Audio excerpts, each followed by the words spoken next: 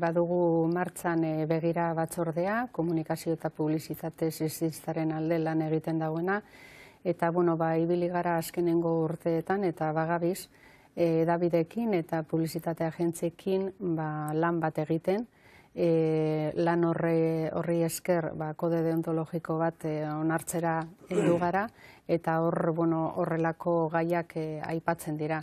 Formakuntza egiten ari gara, eta badakigu oraindik bidea dagoela egiteko, baina pausoak ematen ari direla, ez?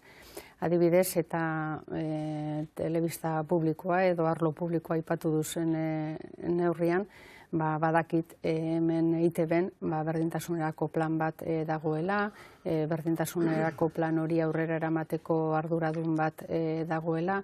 Orduan, espero dugu plan horrek hartutako erabakiak arloaren inguruan, bere emaitzak izatea, ez da, baina edozein kasutan funtsezkoa da emakumeen presentzia edabidetan, eta ez bakarrik solasaldietan, baizik eta erabakiak hartzen diren tokietan, baina batez ere hori, genero ikuspegi hori txertatzea notiziak edo publizitatea planteatzerakoan.